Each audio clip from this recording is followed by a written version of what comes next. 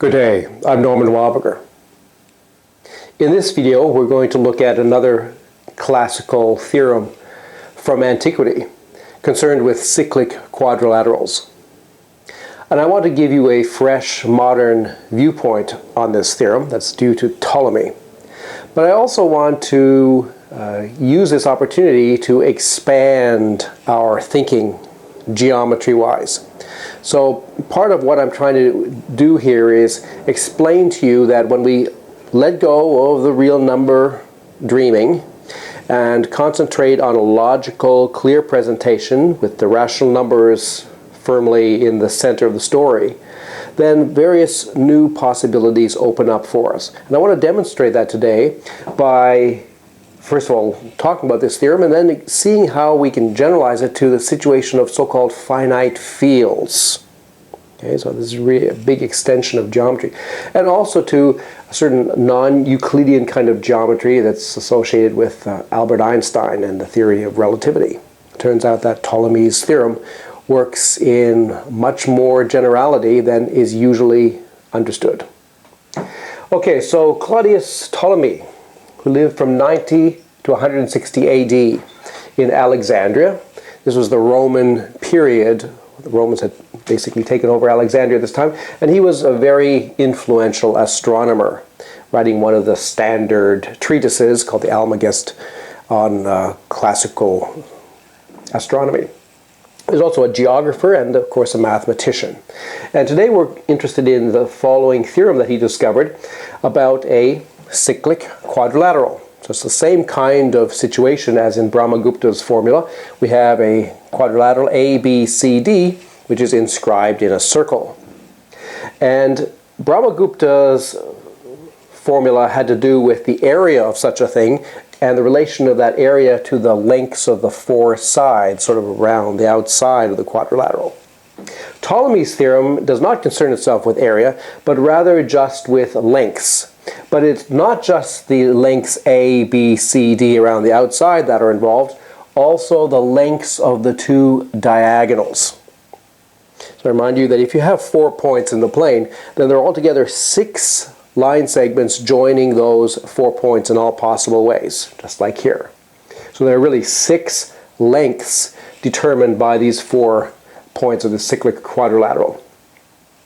Okay, so in terms of A, B, C, D, those lengths there, and the diagonal lengths P and Q, Ptolemy's theorem says that the product of A times C, so this length times this length, plus B times D, the product of the other two opposite lengths on the outside, this sum equals the product of the diagonal lengths, P times Q. It's a very elegant, beautiful, classical theorem. And actually we should be a little bit more careful. The theorem really does need convexity.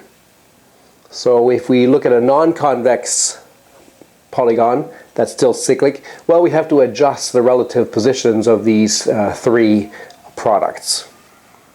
Ptolemy used this theorem prominently in making up tables of chords, sort of elementary, primitive, trigonometric tables that were very important for astronomical calculations. So this was actually quite an important practical tool in the hands of Ptolemy. Okay, so that's very good, but from our point of view, there's a serious flaw because it involves these lengths. And in the plane, the theory of lengths requires a theory of square roots, and the theory of square roots involves infinite processes. And we're not willing to agree that those are well-defined mathematical objects. We can talk about a process going on, but we're not going to accept that we can finish such an infinite process and then present ourselves with a number which is the result of this infinite process, which has run forever and forever and forever. Okay, so we don't have a theory of square roots, we don't have a theory of underlying real numbers, So there's essentially something problematic with this formulation, even though it corresponds very easily to our physical intuition. You can get a ruler out and measure these lengths approximately. So at the level of applied mathematics, this is fine. In fact, it's very interesting and useful. But at the level of pure mathematics, unfortunately, it needs to be brought into a more focused and logical framework. And that's what we're going to do today. The logical difficulties with the standard formulation of Ptolemy's theorem are not just a matter of opinion. It's something that you can see very clearly by looking at examples. This is invariably the case, that when you look at examples, then the logical flaws start to reveal themselves. So let's have a look at an example to illustrate the difficulties. Let's take a cyclic quadrilateral. In fact, let's take one that we've already talked about so that we are familiar with the various quadrances and distances involved. So we're going to take the points A1, which is 1, 0, A2, which is 3/5, 4/5, A3, which is minus 12 thirteenths, 5 thirteenths, and A4 down here, which is 15 17ths and minus 8 over 17.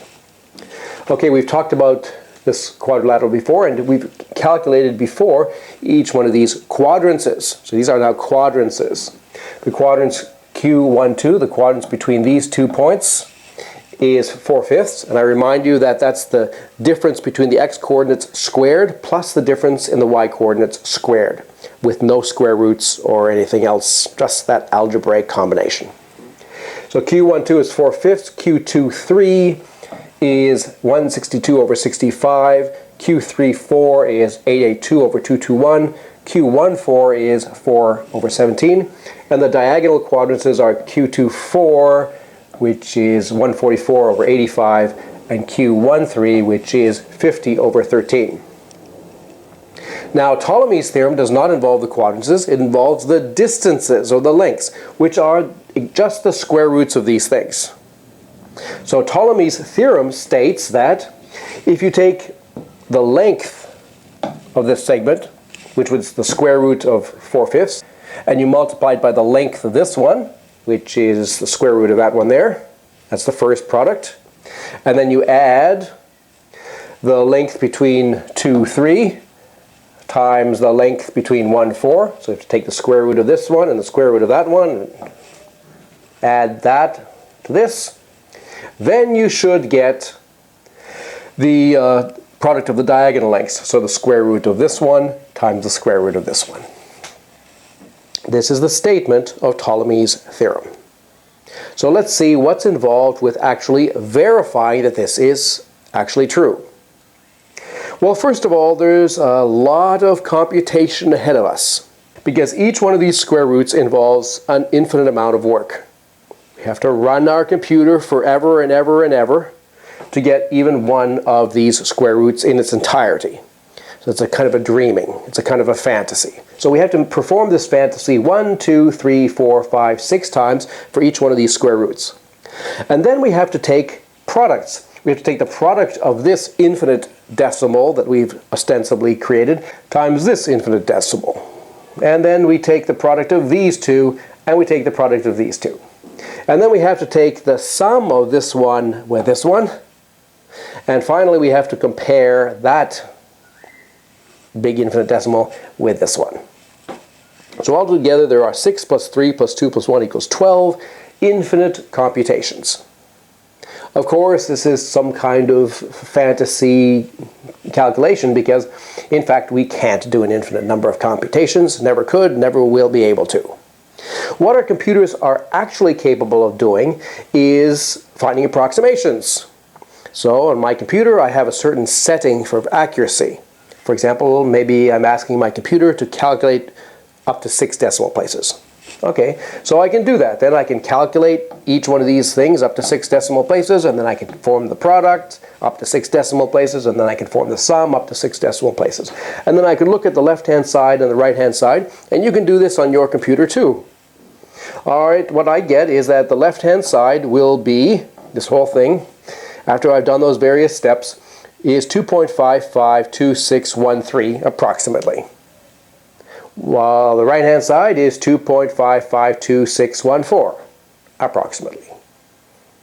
So we are verifying that indeed the left-hand side and the right-hand side are pretty close. Are these things in fact exactly equal? we haven't been able to demonstrate that.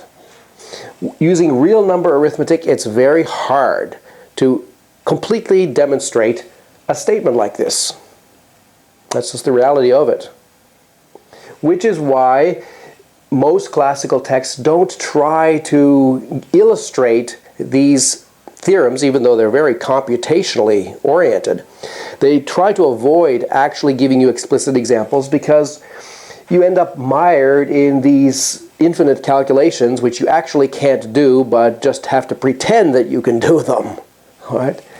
So this is like a standard story. So you get so used to having theorems presented without any examples that you just end up thinking, well, that's just the way modern mathematics is.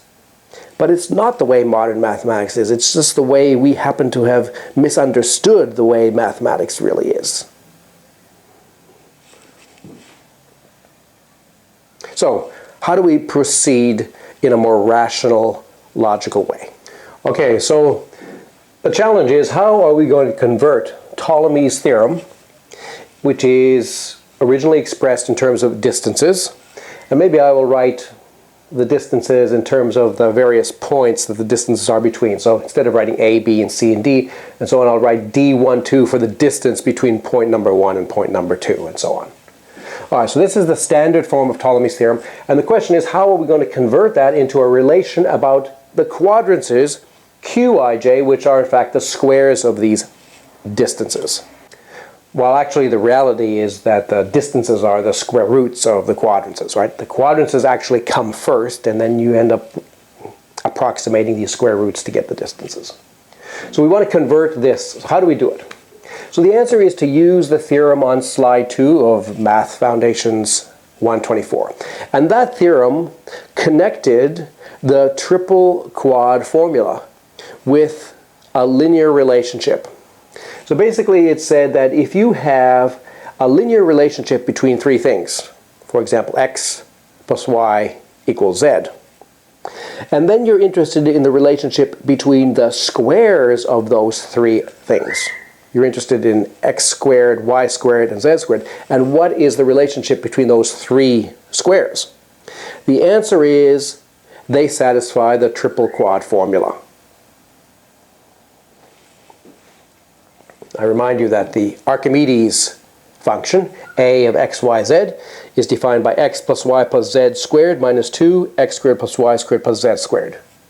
And an alternate asymmetrical formulation, 4xy minus x plus y minus z squared.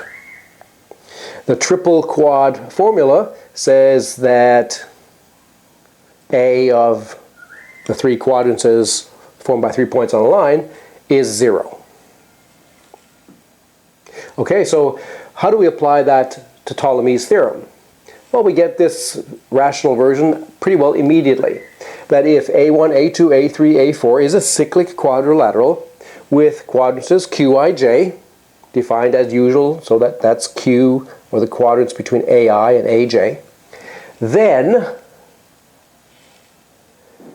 Archimedes' function applied to the product Q12, Q34, and the product Q23 times Q14, and the product Q13 times Q24, that equals 0. So why is that? Well, it's because these three quantities here are exactly the squares of these three quantities here.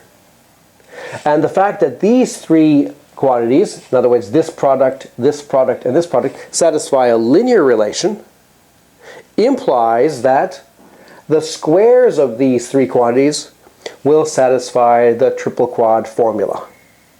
In other words, when we apply Archimedes' function to them, we're going to get 0.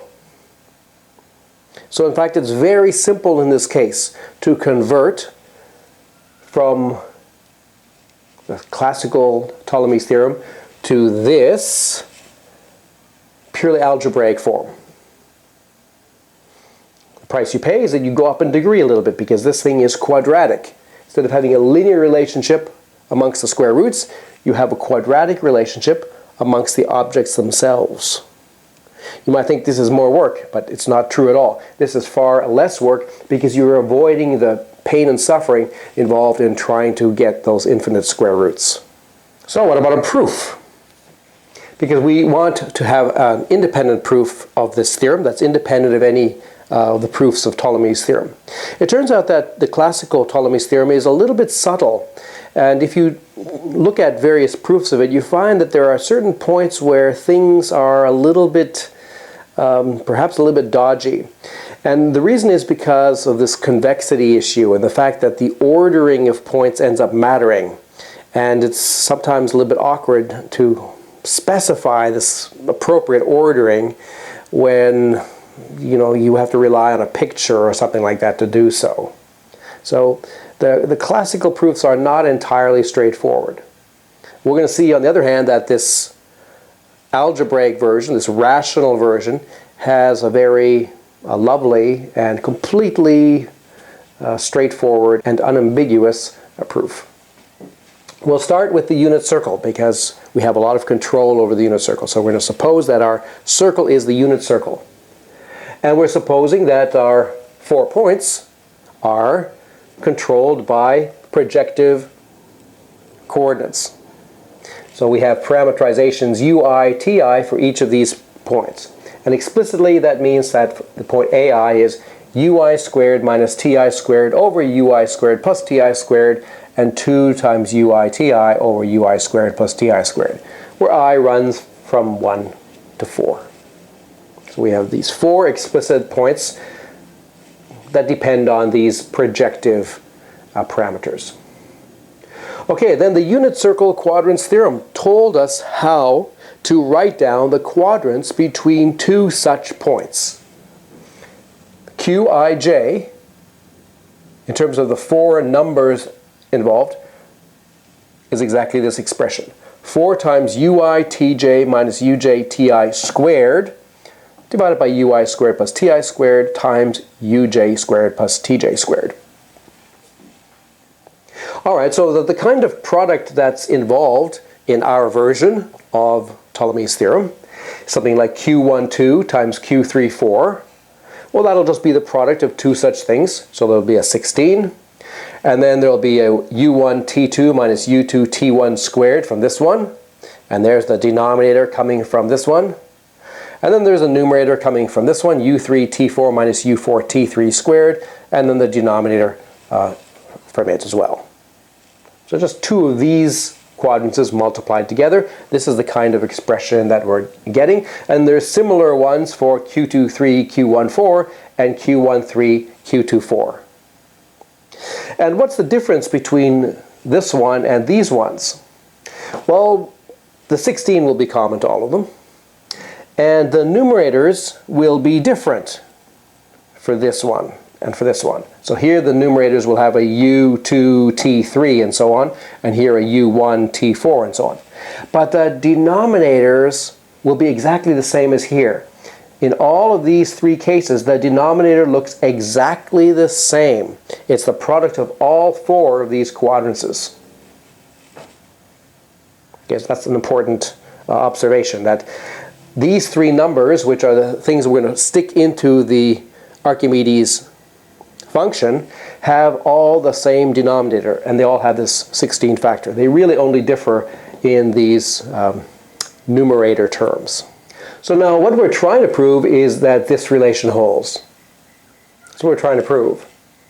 And because of the remark that we've just made, and because of the fact that this Archimedes function is homogeneous, all of the terms are quadratic, it means that this is actually equivalent to a simpler statement, because the denominators that are appearing here are appearing in all of the terms, and so they come out uniformly.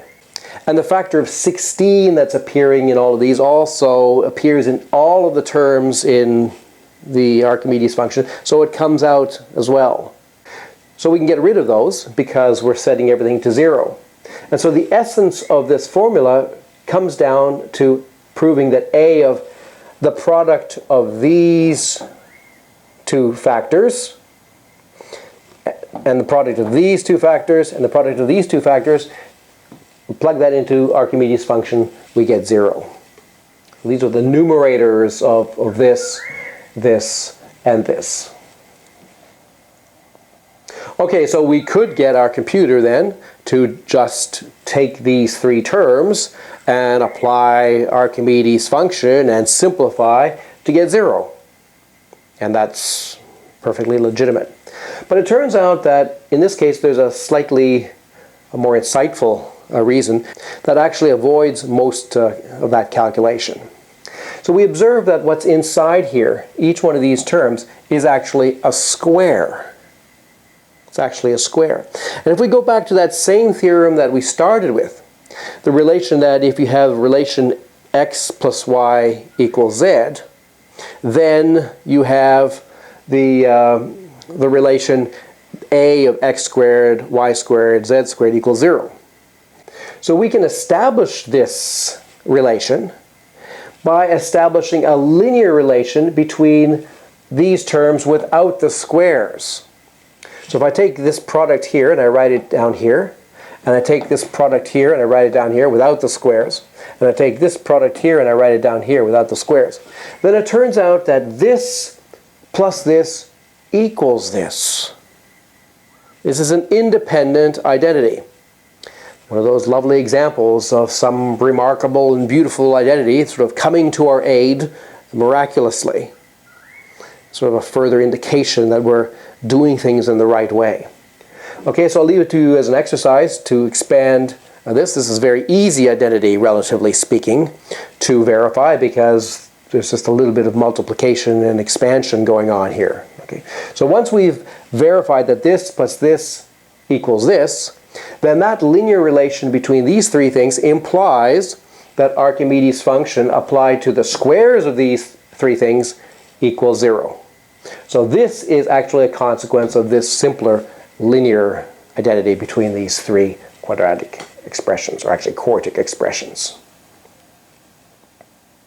So that establishes Ptolemy's theorem in this rational version for the unit circle. Okay, so then for a general circle, we proceed in the same way that we did with Brahmagupta's formula in our last video. Multiplication by a fixed complex number A multiplies all quadrants by the same number Q of A. So when we go from a unit circle to a general circle, we're multiplying everything by a single fixed complex number. So all of the quadrants get multiplied by Q of A, and the fact that this thing is homogeneous means that if you multiply all of these quadrants by some fixed factor, then it'll still be true that you have 0 for the Archimedes function of those new quadrants. And translation leaves quadrants unchanged, so once you have it for real circles centered at 0, well, you can translate them anywhere you want. The quadrants don't change, so Ptolemy's theorem is still valid. All right, so that's a proof of this rational form of Ptolemy's theorem. And it's, well, one should say it's interesting that this is probably really the first time where this theorem has been laid out completely correctly, without any underlying ambiguities that people are just pretending are not there, having to do with square roots and real numbers. Okay? This is purely in the context of rational numbers and arithmetic with addition, multiplication, subtraction, and division. That rational algebraic aspect has a lot of advantages. We gain so much by having converted this theorem into a purely algebraic statement. And I want to explain some of the consequences of that to you. But before we do that, let's have a look at an example. Let's have a look at the same example that we've already looked at from this now more enlightened rational point of view. So here are the 4 points that we've already considered in our earlier example. Here are the quadrants, yet again, that we've written down already. Ptolemy's theorem in this rational form claims that the Archimedes function applied to Q12 times Q34, Q23 times Q14, and Q13 times Q24, namely A of 4/5 times 882 over 221, and 162 over 65 times 4 over 17, and 50 over 13 times 144 over 85. and you evaluate Archimedes' function on those three numbers and you get 0. And that's something that you can verify even by hand. But your computer, of course, can do it very simply. And you get 0 exactly. There's no ambiguity at all. We don't need to rely on floating point arithmetic. This is a completely 100% full integer precision calculation. So we have complete confidence that we have verified Ptolemy's theorem in this special case. Note that with this rational form of Ptolemy's theorem, the three quantities that are appearing here appear symmetrically. In Ptolemy's theorem, it was a case of this product plus this product equals this product. But here, the Archimedes function, this triple quad formula story, is symmetric in its three variables. So the convexity of the cyclic quadrilateral is no longer required. And that was a sort of a condition that you actually needed to get it working correctly in the classical case. And here, we don't care where the 4 points are. They can be anywhere they want to be, and the quadrilateral can look how it likes. It's purely algebraic. It's the usual story that the algebra doesn't really care about the order of things, and so it covers all the situations. It's another advantage that we get sort of for free. Of course, we have to pay a little price because we have to go up a little bit in degree. This is a quadratic relation rather than a linear one. But the advantages far outweigh that slight complication. One of the very lovely consequences of this point of view of putting the rational numbers firmly in the heart of mathematics is that we start to understand that many of the situations that formerly we've been looking at in a very rather narrow way actually extend in many new directions. I want to illustrate that here with this Ptolemy's theorem by showing you how it actually naturally extends to a so-called finite field. So this is a domain of arithmetic which is a lot like rational number arithmetic, except that it's much smaller. In fact, it's only a finite set of elements, with some multiplication and addition and subtraction and division. So the entire theory of finite fields is something that we will talk about at length, and we'll lay it out logically and carefully and so on. So this is sort of a motivation for that, and then also a bit of an introduction to thinking about finite fields. It's actually quite easy. So informally, the arithmetic in F7, we're going to use just this one example, which is illustrative of generally what goes on. The important thing is that 7 is a prime number. Okay, so we could do the same thing for any prime number, like 11 or 13 or 19 or any big prime you like to choose. So we'll choose 7. Okay, so what does arithmetic in F7 look like? Well, the simplest way of thinking about this is that it's just like the arithmetic in the rational numbers. Exactly the same, except for one caveat. The distinction is that there's a new relation. The new relation is that 7 equals 0. 7 is now 0. So any multiple of 7 also vanishes. I mean, if 7 is 0, then 7 plus 7 is also 0, so 14 is 0. Any multiple of 7 is 0. And otherwise, the rules of arithmetic are essentially exactly the same as they are for rational numbers. So let me illustrate. Suppose we have 12 over 17. We can simplify that because whenever we see 7, we can just get rid of it. So we can rewrite the 12 as 7 plus 5. We can rewrite the 17 as 14 plus 3. This 7 and that 14 are in fact 0 in this new domain that we're working in. So this thing simplifies to 5 over 3.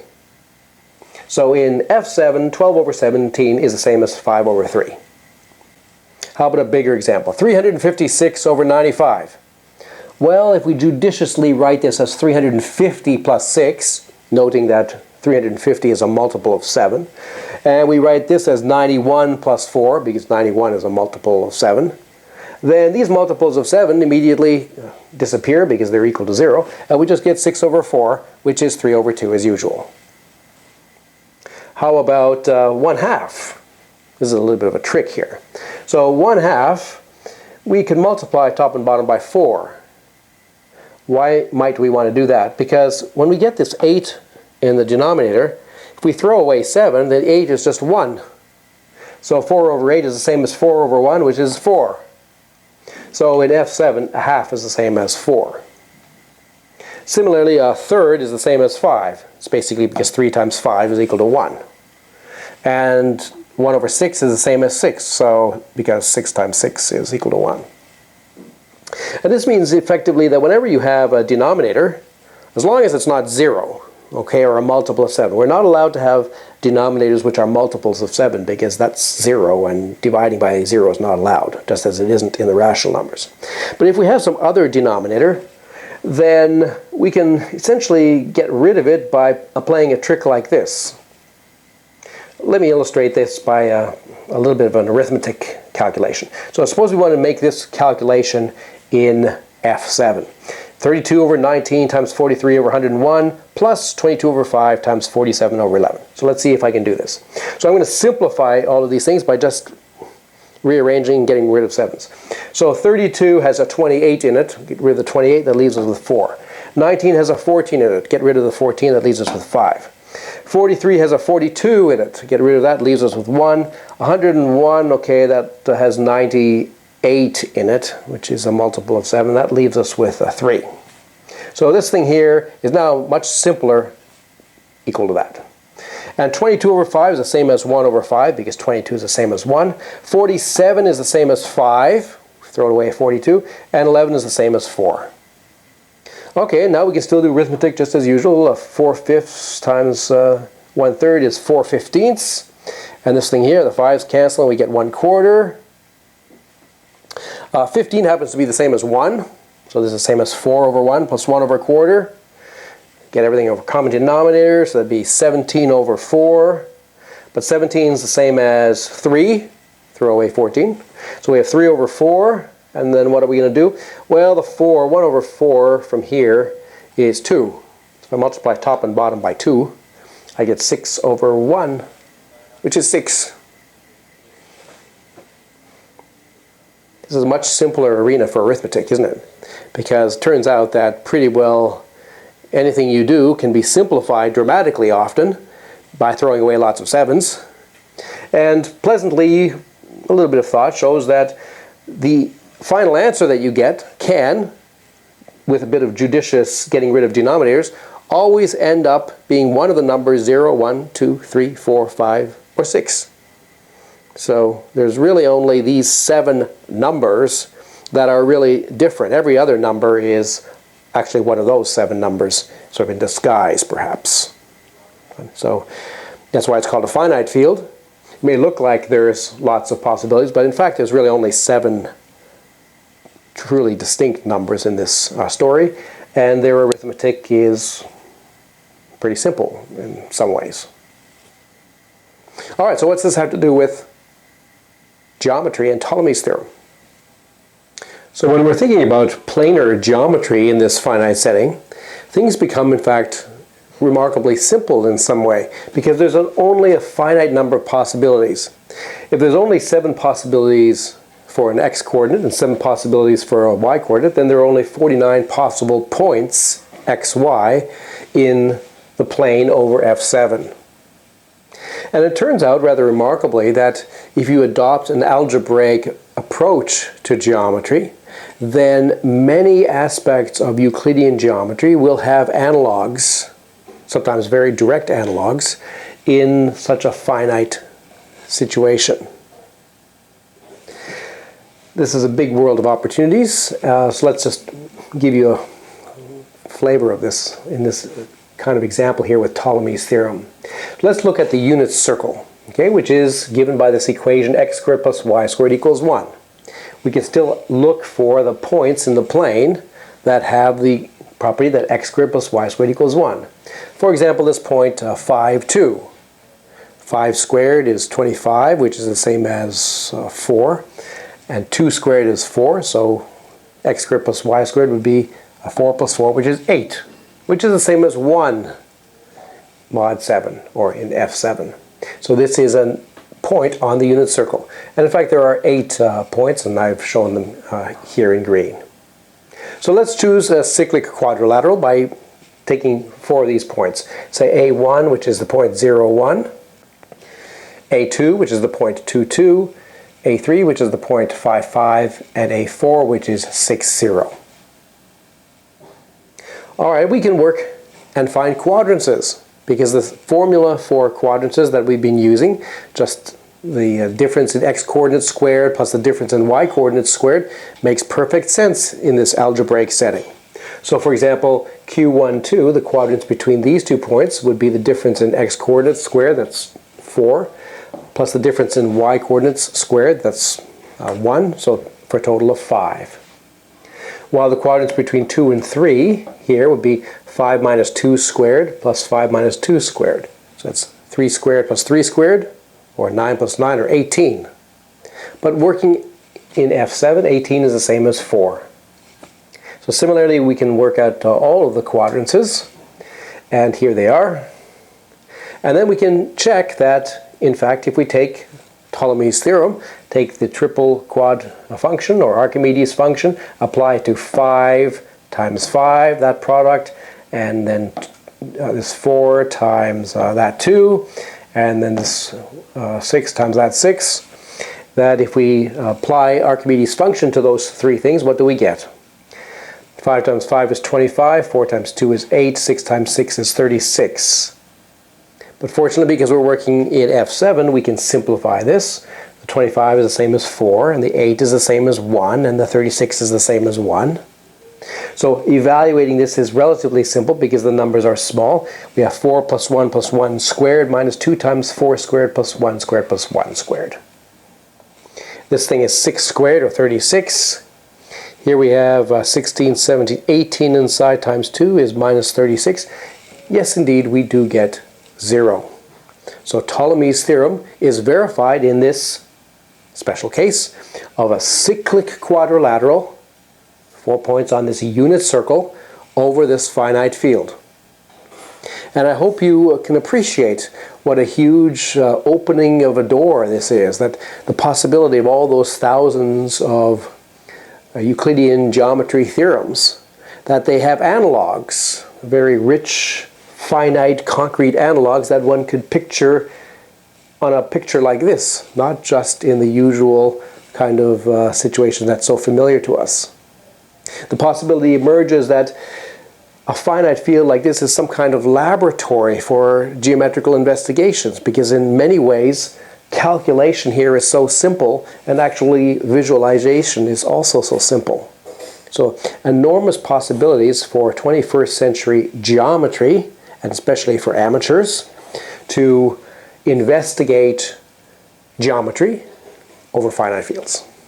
But you have to be armed with a strong resolution to abandon all wishful dreamings with respect to infinite processes.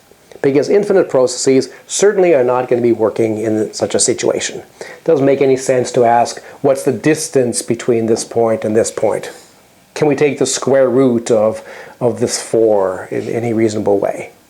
It doesn't work in this setting, and it just leads to frustration and sort of complexity. You want to stay with the algebraic setup, and if you do that, then there's a very rich theory here, which is at least in small part illustrated with this Ptolemy's theorem here. All right, and finally I want to open another very big door to a whole other world of geometry, which is a kind of a relativistic geometry and other things in that direction. So we're going to have just a very brief introduction here to Einstein's relativistic geometry, which I like to call red geometry, in the planar setting. So the key difference for us just here, because we're only going to do a very little bit, is to think about replacing our notion of quadrants in the plane with a slight variant, where the quadrants between 2 points is not the sum of the squares of the differences in x and y coordinates, but the difference. So we take the difference between the x coordinates and square it, we take the difference in the y coordinates and square that, and then we take the difference between these 2 squares. And we define that to be the new quadrants, we might call it the red quadrants, between these 2 points. So this turns out to usher in a whole new geometry, which is basically a geometry that was introduced by Einstein, and some other mathematicians around that time were also investigating similar kinds of things.